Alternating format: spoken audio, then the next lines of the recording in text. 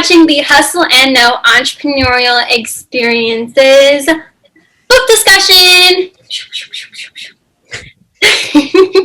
We are an entrepreneurial book club moving into the podcast world.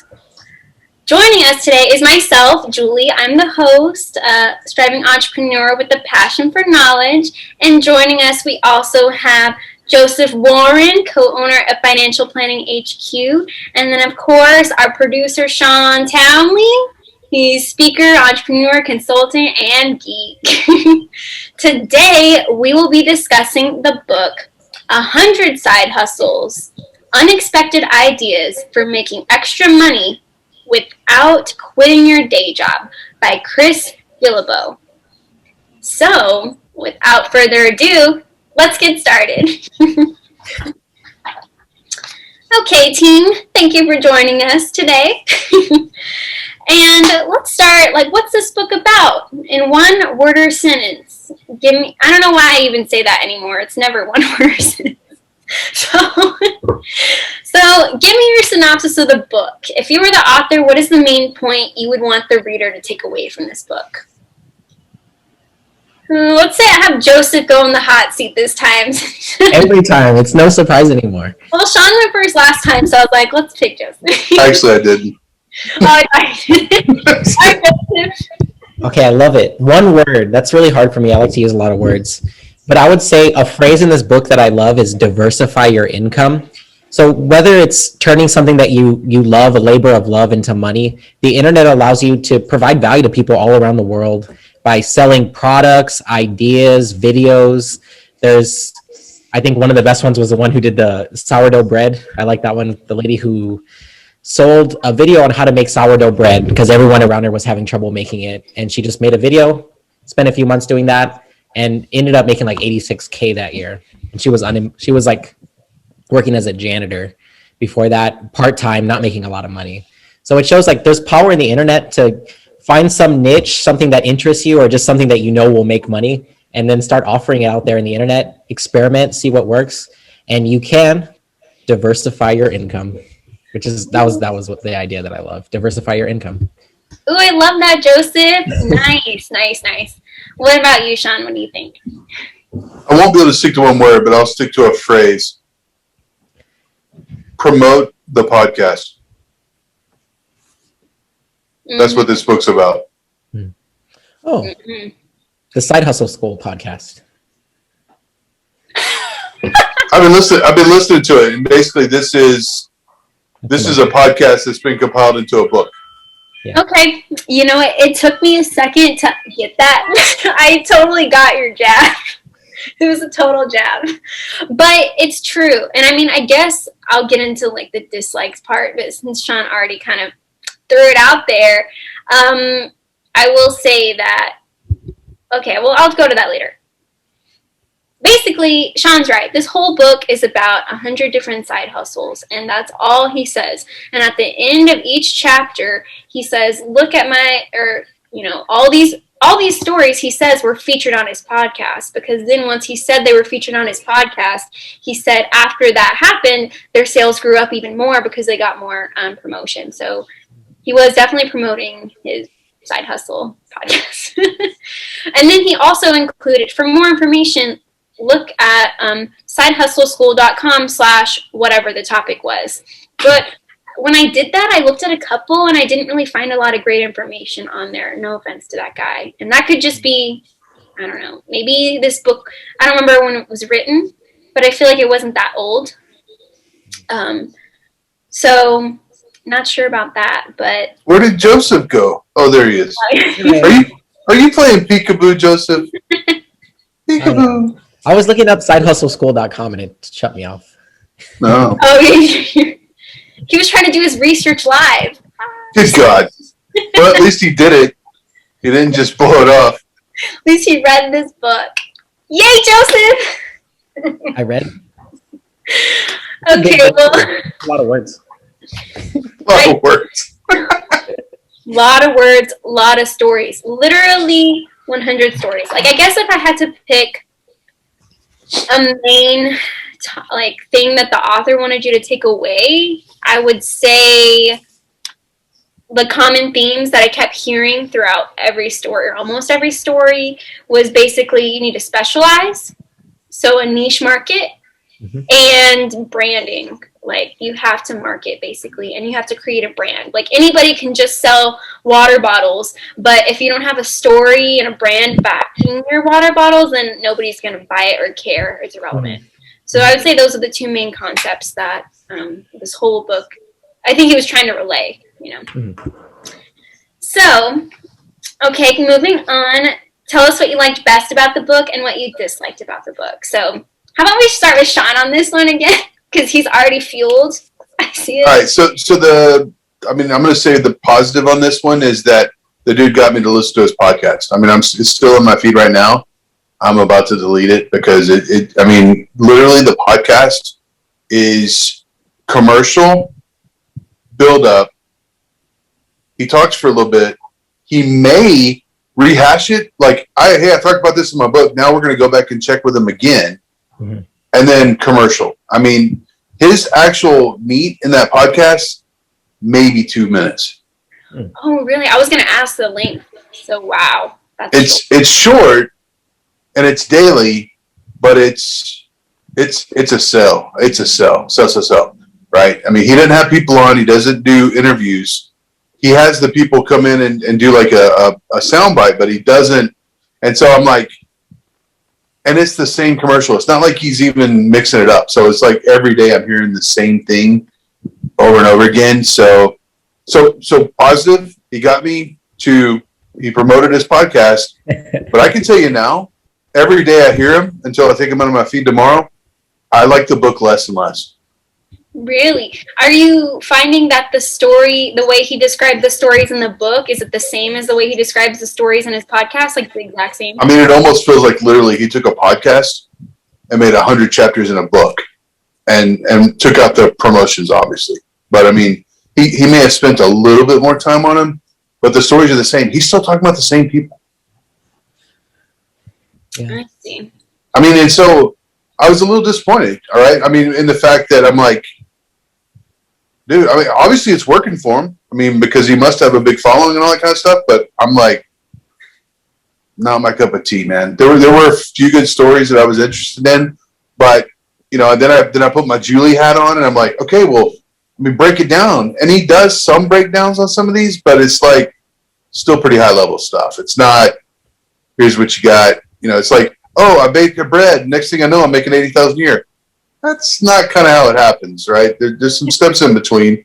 There's some action items, and I think he even calls them action items, but it's like or call to action or whatever it is. But I don't know. I mean, I maybe after just hearing it, and like I wanted to keep listening to the podcast until we got to here. I'm souring. I'm sorry. Well, then that leads me to piggyback off of that. Because, yes, he did have what he called action plans after a couple of the stories, because he wanted, and he would do like 1 through 6 steps pretty much, and he would want you to, basically re-implement what those people were trying to do for yourself. So I do applaud him for trying to, because I think that's the biggest challenge that I think a lot of people have is just starting, like just get up and do it. So he was like, because a lot of people just think they're trying to go from 0 to 100 and it's just too big. So he's like, think small steps at a time. So I do applaud him for doing that. But at the same time, I wish, like you said, Shawn, there was more meat in the stories, because he did talk about, like, some of the stories, there was more detail than others. And some of the stories, too, he was saying how, like, they used Amazon manufacturing, where you just send it to Amazon and they let you do whatever, XYZ. So I guess I'm saying if he was going to make it that short, maybe he should have had, like, a resource guide, maybe, or a website that was not just Side Hustle School, but maybe like more resources on everything. Even though he, like I said, at the end, he did put sidehustleschool.com/whatever topic. But when I looked it up, it just didn't have a lot of meat to that either. Like, that wasn't really, to me, a resource guide.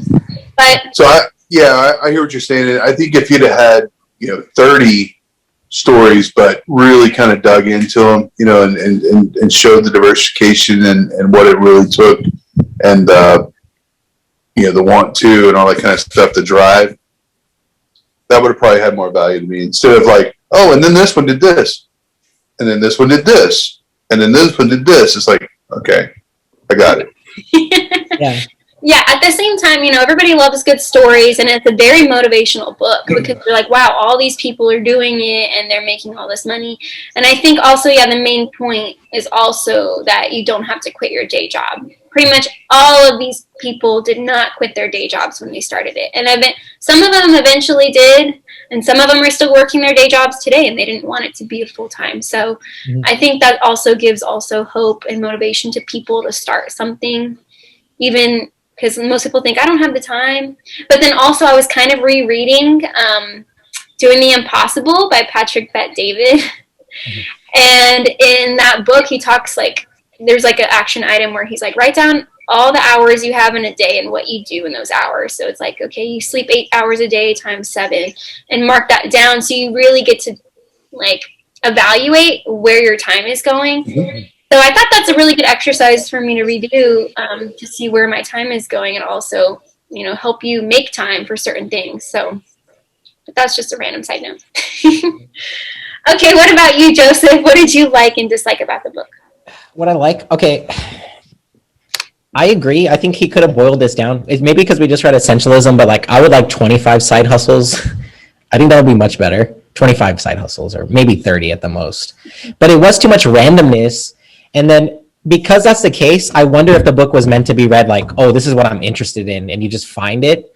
In that case, it should have been maybe 250 side hustles or a bunch of side hustles. So it could be a choose your own adventure type of book. But 100 I don't like. I don't think that's a sweet spot because it's just too much of random stuff that some of it applies and some of it's I'm not interested in that at all. So with this book, I would say what I don't like is that it's in that middle where it doesn't really make much sense to me. I think it's a coffee table book for entrepreneurs. That's the way I see it. It just gets repetitive after a while just reading. But what I do love about it is it's very inspiring because it shows you it is possible to take any idea. There's an accountant here who he's hungover, and he's like, it would be nice if someone would bring me breakfast and clean up our place after a party. And then he's like, okay, well, I'll start doing that. And he starts a cleaning service.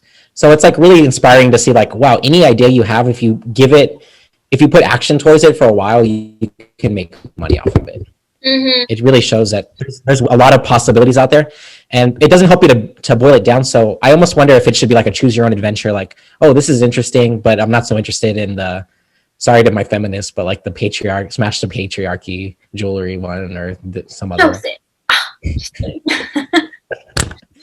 I'm trying to be edgy.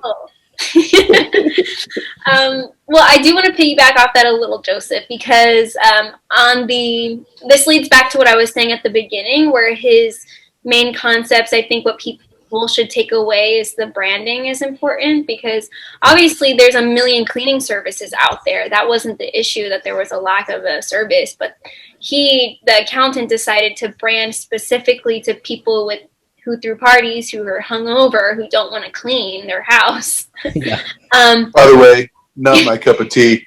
I've hung out with people like that. I'm not cleaning up after them. I don't care what you pay me. Yeah. Well, that was also what was impressive too. I thought that too, because he himself was doing the cleaning, and I was like, yeah, no. And he said how one time it was this giant mansion of 200 people party, and he had to call in reinforcements, and it's yeah, no shit. Yeah. How did you expect to do that all on your own, with a certain amount of hours? And I mean, see, they didn't go into the logistics like that. So yeah, he probably has crazy stories of cleaning parties. I'm sure. I'm sure. Yeah, maybe I'll read his book. Yeah, he needs to write a book about that. Yeah. Someone hit him up. Just kidding. Hey, Joseph, where's your animal? This is the bring your animal to the podcast day. Where's? This is you got a plant. Oh, very nice. Winning. That's cute. It's a money tree. Nice. Yeah. Bring in prosperity. It brings me money. Yeah. But yeah, point being is that a lot of these topics, same concept, where you have to specialize with a specific niche and branding and marketing. I feel like that was pretty much in every single story he said. Yeah. So Okay, well, then last question. What is something that you learned from the book that you didn't know before? And give me an example of how you're going to apply it to your life. Who wants to go first? I'll go. Fine. So as much as I guess complain, I mean, complain is probably the right word. It did inspire me. Now, how did it inspire me? So I took a concept on my podcast, which I haven't yet released, and I said, you know what? I'm going to start doing a weekly step-by-step money basics, teach you ground level. I'm going to give you a weekly challenge. You do this thing, and you go step by step, and you can get to where you're financially literate at a basic level, right? So I would say he inspired me to do that. Not real crazy about the book, not real crazy, but the idea, the concept, I'm sold, right? So now it's time for me to put my time where my mouth is, so to speak, and start recording the damn podcast. I mean, I have probably 40 something weeks out of 52. I've already kind of done. I'm going to lay them out and see how they can kind of build on each other, but I'm going to roll the dice, let it go. Nice. And then I also was thinking about you as I was reading this book, Shawn, and how a lot of them they're saying like courses as an option, like the one that you mentioned earlier, the sourdough bread. Basically, she learned how to perfect how to make sourdough bread, and then she recorded herself on the tips and of how to do it, and she created an online course with all these different modules and steps, and then people would buy that course. So with your public speaking and with your financial money class, you could potentially try to record it and monetize it that way also. Versus I'm going to take my podcast, roll them up, put them in a book. In a book, but what I'm saying here is you could do it in an online course. That's true. Let me see how it goes, right? So see people. I'll get Julie to do my online course. You can get royalties for the talent for performing. I'll just write the stuff in the back end. How about that? I'll do it. Okay, what about you, Joseph? What I didn't know before? Yeah, or just something that you're going to apply, because I know a lot of this stuff's not like we didn't know it before. Like, yeah. Yeah. I don't know. I knew some of it, but some of it I didn't know. I didn't know that Society 6 was like a website where you can put your art all over stuff, like phone cases and things. True. I learned a lot from my potential clients who do e-commerce through reading this book. But it's hard to like do specifics, but there's a lot of models I think is something I didn't know before. Like you do a subscription model, you can do like an email marketing model. Like there's different models of making money.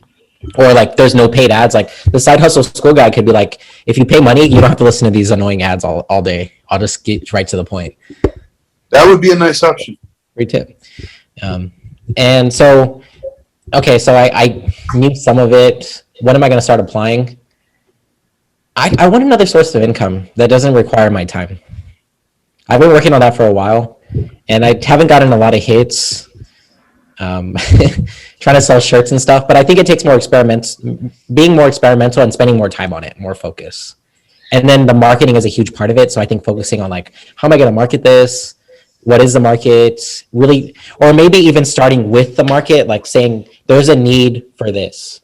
Like there's a need for people who are studying anatomy and physiology to have study cards. And even if I'm not super passionate about it, I could create something that would help them on that test. So just finding a need and then fixing it and then charging money, making money, get rich.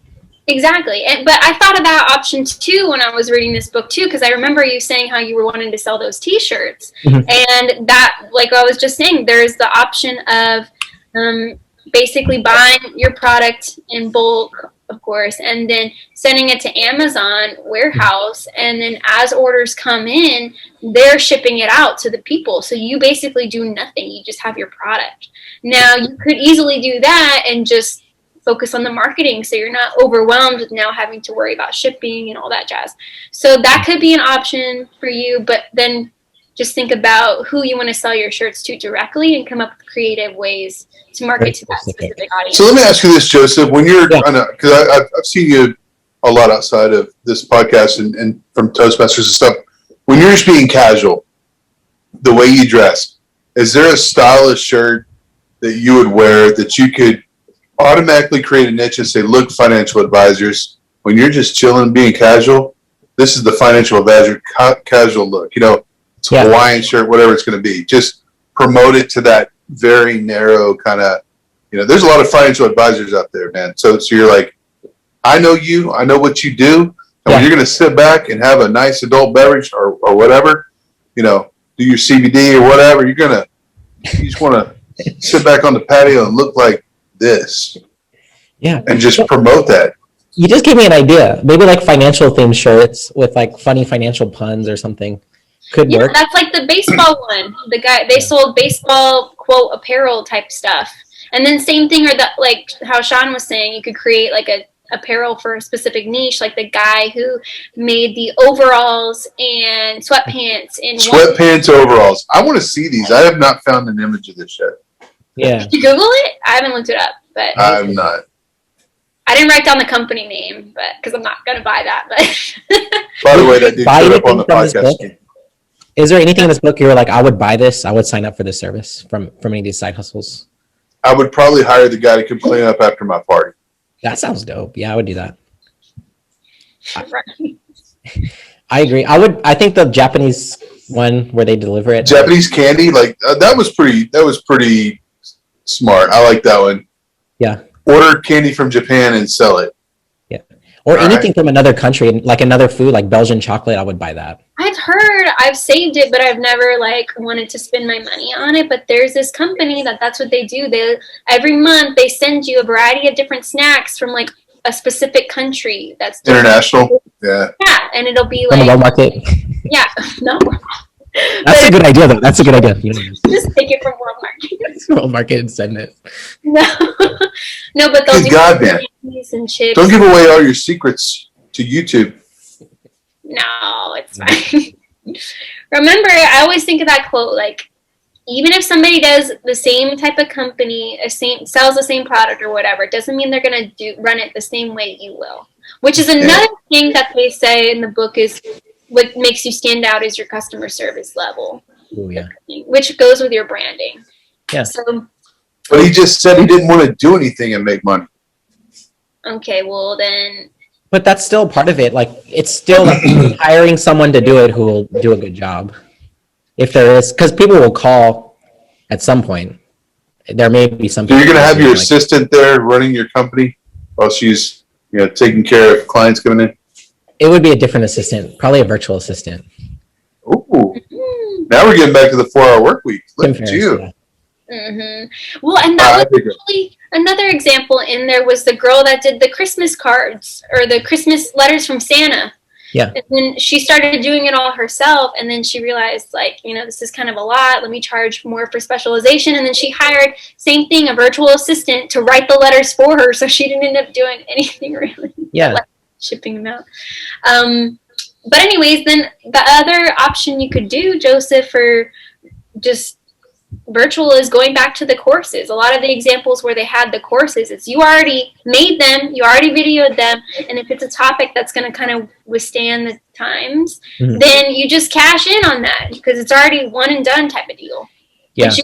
If you wanted to do a course on financial advising or something like that. I love that. So well, I was thinking that too, like, because financial advisors have to take a test called the Series 7, and it's hard on some people, and that's how you get your securities license to sell securities. So that could be an idea to do a course on that. And then once people pass that, that's money because they're licensed to make money in doing that. Would you say it's the Series 7? Called the Series 7, yeah. And it's so like, here's 7 hacks to pass your Series 7. Ooh. Trademark it. I'm trademarking it right now. You better hurry. I already got the domain. I'm going to do the 77 hacks. I have to do more. And if you buy today, I'll give you the first 4 free. For free. Yeah, but people will pay money to pass the course. Yeah, I feel like I've heard that from another book that we read where somebody made a course on how to pass a certain test because it's difficult. Yeah. And they ended up making like a bunch of money from it because people were buying it and made an ebook and stuff like that. Or he made a book on it, something like that. But either way, people were buying it. So it's like a 1 and 10 type deal. So option. Evergreen, yep. Yeah. Okay. Well, for me, I liked some of these action plans that were in there. I'm trying to pick which one that I want to do. I mean, something that I guess I didn't know before was the Amazon manufacturing, which I've already mentioned, but still, I think that's cool where you can just send it to them and they take care of it. Like, yeah. And again, do I want to give Amazon so much money? But they're evil. No, I'm just kidding. I know. Not that they're kind of evil, hot take-ish, because they're making all this money and they don't pay any taxes, and Jeff Bezos is like a billionaire. Well, that's just the laws of the country, so you could say the laws of the country are evil. He came out and said he wants to start paying taxes. Okay. Well, then he's not as evil anymore. I just want to offend. I'm here to offend. I have another hot take for you actually after this, Joseph. Okay, that's good. But anyways, the thing that I want to do is I want to start a test business, and I'm going to do it. I'm going to take one of these options, whether it's doing something crafty or doing the reselling thing, because I've also seen a lot of videos where you just buy stuff at like commercials or something and then resell it on Amazon. Mm-hmm. I'll try to find another platform. Or I might just do Amazon. Screw it. eBay. Just go to Kohl's. Yeah. Something like that. So either whether it's reselling or, because another thing they were saying, if you don't really know what to sell and you're crafty, you can just do several different things and see what people buy, and the most popular item, okay, now you have a niche type of deal. Yeah. And then from there you can go to building your brand and marketing it properly. So I'm going to start that. I'm going to start a testing on, I don't know what yet, but you will find out in the next video. Nice. And I'll tell you the progress. It's a tease. Mm-hmm. Gotta keep watching. And make sure you check out our podcast. I'm just kidding. Yes, hustle and know. You gotta hustle to know what we're doing. Just kidding. Once you know, then you hustle. Exactly. Okay, so is there any other tidbits, points, comments, suggestions, advice we want to give to the audience? Listen to the podcast. It's free. Instead of the book. I also have one other hot take that I know Joseph's going to be interested in that I want his opinion on. Yeah. He talks in the book about how in Side Hustle Labs, there is basically, he says, think carefully about business partners, because in some of the book he says, like, you partner with family and friends, and other times he says not so much, and he says it's better to go by yourself than with friends or family, because going into a partnership can add complexity when it should be very simple. Yeah. But on the flip side, he says if you are going to partner with somebody, find somebody with different skills and strengths than you so you can balance each other out. But I was like, Joseph works with his family, so hot take, he's saying that shit. What do you think about that, Joseph? Okay, first of all, Julie, I feel attacked right now. No, I'm just kidding. So no. I think that speaks, it depends on your family, right? Like, some people shouldn't go to business with their family if they're like carbon copy of their family members. They believe all the same thing and have the same strengths. But I feel like I'm the black sheep in my family, in a way. I'm kind of a weirdo. So we have different strengths. Like, I'm different from my brother and my father because they're both very introverted and I'm more outgoing. I like doing public speaking. They don't really like doing that much. So I agree. You want to have people's strengths, and there's two heads are better than one. 3 heads are better than one. It's powerful when you start like bouncing ideas off each other and sharing that. You have ideas you would never have on your own. So it's great to have a great business partner that you can share ideas with. But if you had a family that was like toxic, and I hate to use the word that everyone uses or something, then yeah, you don't get into business with them. Or friends too, that you're like friends that are like lazy. Like, I wouldn't go to my laziest friend and be like, I wouldn't go to like my like. Who's your laziest friend, Joseph? You can call someone out. Who's your laziest friend, Joseph? Okay, ready? Let's all say the name of our laziest friend on 3. No, I'm just kidding. No, but I wouldn't go to my laziest friend, whoever that is, and be like, let's start a business, because then you're gonna end up doing all the work, right? So you got to find someone who you want to be in business with, who suits you. I think it would apply to everything too, like even relationships. You want to be in a relationship with someone who's like the opposite of you or has strengths where you're weak. You have to bring something to the relationship, right? If you don't bring something to the relationship, not gonna work. Yeah. Like there's always one part of the couple who like is mean on the phone, is very assertive, and there's one who's like very passive. I've noticed that with couples. Like because they like suit each other. Like one person does the dirty work and one person's like all polite. Good cop, bad cop, huh? So Good just cop, with bad you cop. or what? Sits attract. Yeah. Interesting. Okay, that's another hot take, audience. If you don't agree with that, you can find Joseph at no, just kidding. Find me. Sizzle. But if you want to send me money, definitely find me. I'm happy to help. I'm happy to help to take your money or to help you manage it. Not necessarily in that order. Okay, well, thank you for watching, audience. You just heard us discuss the book 100 Side Hustles, and we're not kidding. There is literally 100. So if you don't have any ideas and you want to steal some of theirs, check out this book. Steal them. Make them better. I'm just kidding. But that's kind of what he means. He's like, take their ideas basically and make it your own. So, but not, you don't have to. But yeah, if you want to. Just kidding. Well, thank you again for watching. You can find more about the book in the description. And don't forget, never forget. Never ever. That hustle beats talent when talent doesn't hustle. Beautiful. Thank you guys. We'll see you next time. Bye.